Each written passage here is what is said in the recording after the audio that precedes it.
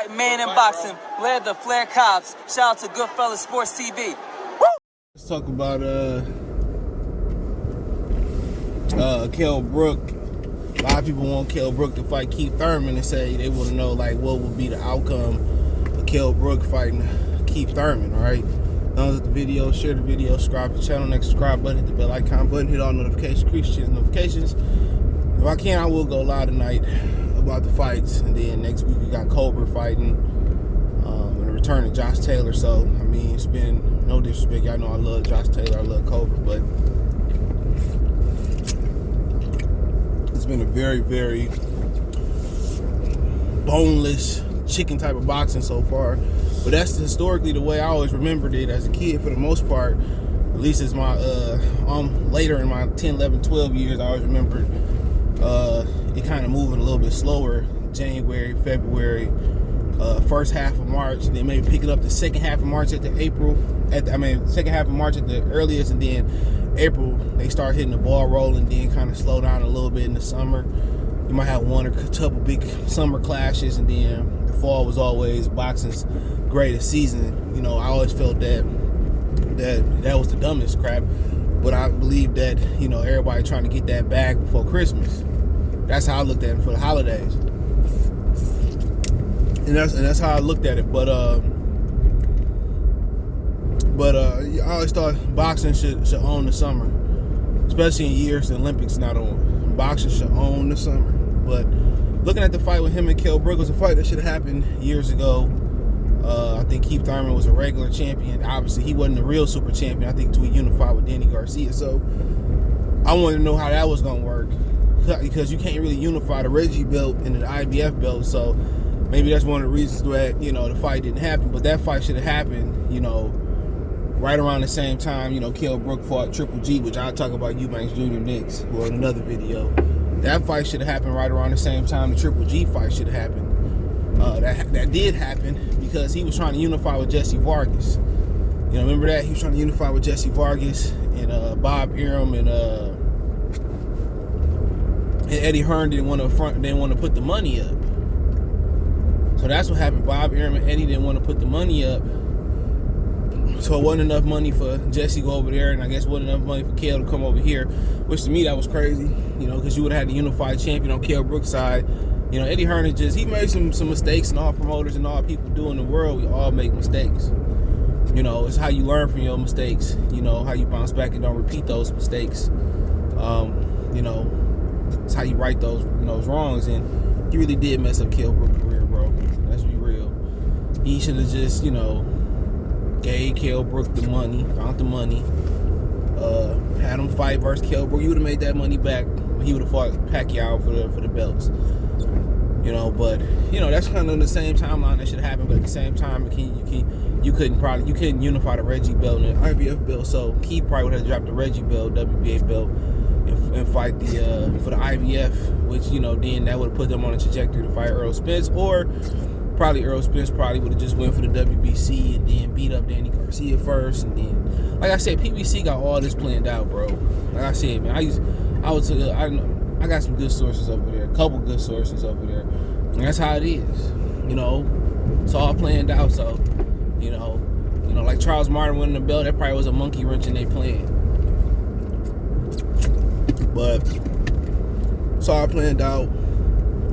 They knew what belt they wanted Spence to go out there. They knew they wanted to make Keith, what happened with Keith. And now, like I said before, man, you can't pre-plan out boxing, bro. You gotta just let it work. You gotta give fans what they want. You can't plan on marination. This is what happened. I kept telling y'all, man, tomorrow is not promised. I remember 7-8 when I was messing with over there. I remember you asked people, should they marinate the fight or marinate Crawford and Spencer? You know, should they make it now? He said that shit need to happen now, because he see what it's coming. It's at where it's at.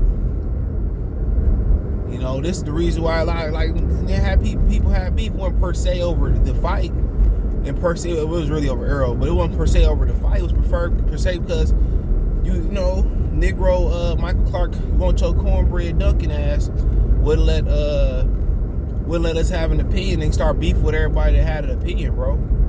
Like the whole community supposed to go with Earl Smith. So just little, you know, like little shit like that, bro. But on on top of that, man, that'd be a good fight, bro. Right now, they both on the same trajectory.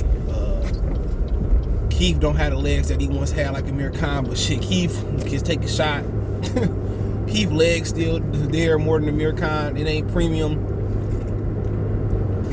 And Keith can move his head and move his feet. So, like I said, I always felt that Keith would win that fight. But the problem with Keith is he played right into Kell Brook hands. He do. Because Keith fade on the back end and Kell Brook don't have to step it up. When he fought Earl Spence, the biggest issue with Kell Brook was Spence stepped up a pace that he couldn't go to, bro. Everybody talk about the eye. It was the pace. He couldn't fight at that pace, bro. Let's be real. I picked Kell Brook too. He couldn't fight at that pace. Earl deserves all the credit in the world for making that. That's the little adjustments that Earl made. You know what I'm saying? Like, bruh. And he found space, and when he found this space and the leverage on the shots, it was over with for old boy. Make a Coney run. But yeah, man, at one point in time, the fight should happen, and Keith Thurman still got legs, still got hands still there, pen stress hold pretty much still there. He always used to get hurt like that, like he did versus Barrios on the chin or the head. So like I said before, and then you're going to get Keith Thurman warmed up. So I always thought that Keith Thurman, in my Kurt Sugar voice, had too much perpetual movement. Rest in peace to Kurt. I always felt that he had too much perpetual movement for Kell Brook. But Kell Brook going to win that fight. It's going to be the back six. He going to win it. He going to crack Keith Thurman. I'm not sure he can squeeze down 3 more pounds. Even though he looked good at 141 weight, making the 149 limit. So I think he can squeeze below 149, get to 2 pounds, make the money. Keith ain't gonna do no funny stuff on the back end. So yeah, it's actually, you know, a lot of people like this fight because they on the same trajectory, bro. They on the back half of their career. And I think it's a winnable fight, but I favor Keith Thurman 60-40. Just think his speed. I think he's still there.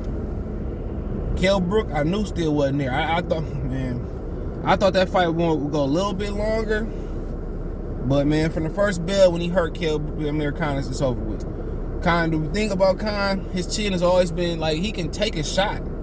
Cause you don't fight Marcos Madonna, you know, guys like Zab Judah. He could take a shot. But he really could never take the shot that he couldn't see coming. That was the biggest thing about it. He could not take the shot that he couldn't see coming. You feel me? That's the shot that he couldn't take. But now, what makes his chin even worse is he don't have any legs. That's what makes his chin worse. He don't have legs. So now, without having the legs, that's his defense. That's his offense. Without having the legs, all he got is the hand speed now. Without the legs, the chin become worse. Because now, you know, he don't move his head off the line. He don't keep his hands up. We talked all about that in the prediction.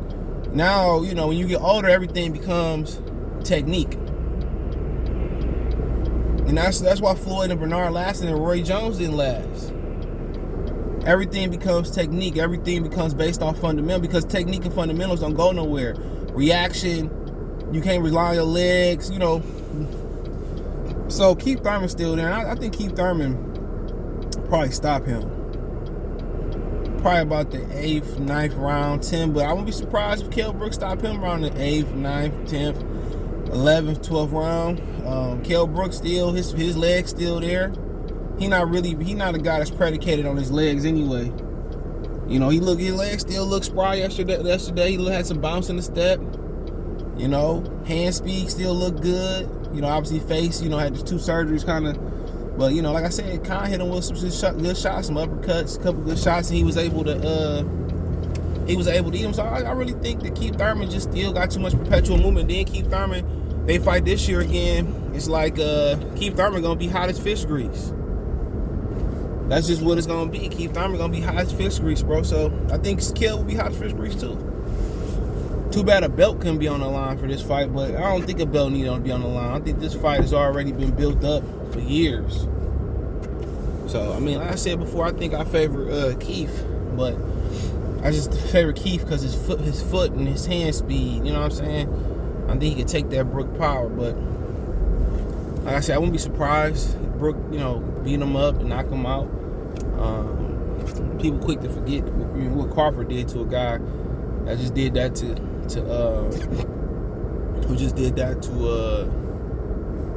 Amir Khan, and what happened. What happened if you do something, if you beat up on Keith. You know what I'm saying? But show you how good Crawford is. Tim Bradley on the ESPN. I watched both telecasts yesterday. But Tim Bradley was saying that Kell Brook was done because he got knocked out with a jab. Nigga, that wasn't no jab, bro. That wasn't no jab, Timothy. And I love Timothy Bradley. That's my fighter. That's one of my favorite fighters. That wasn't no jab, Timothy. That was a whole hook. It looked like a jab, but it was a short hook. They call it the jug punch. That's what Stone Bone Boxing told us. They call it the jug punch. That wasn't no damn jab. If I got hit with that hook, and then Crawford was able to generate. That was a great punch. I was looking at it. That was a great punch. That man can generate torque like amazing. But like I said, Khan hit him with some good shots. But when your legs is gone, it's over with. And dead and gone. But let me know what you girls and guys think. Thumbs up the video, share the video, subscribe to the channel. Next subscribe button is the bell icon button. Hit all notifications, increase your chance of notifications. We go live and drop a video. You can find me on Twitter, Facebook, Instagram. Hit the link. I'm not Facebook, but hit the link, link tree, link in description. Find me everywhere. Shout out to Venmo Chill for donating. If you want to donate, Cash App, $ CJ Good 313, Venmo CJ Good 313, PayPal link description. Appreciate the love and support. Peace. Hey you, yeah, I'm talking to you. You right there watching this video, waiting for this live stream to start, or just watching the membership video, man, and why you should join the membership. Let's talk about it real quick, expeditiously. We got the 3 levels. You got the rookie level, you got loyalty badges, you got custom emoji badges, and you have members on the live stream. As we get more people flowing in to join the membership, I have members only live chat. That means everybody can see the video that want to see the video, but only members will be able to chat. That's $3. That's a rookie.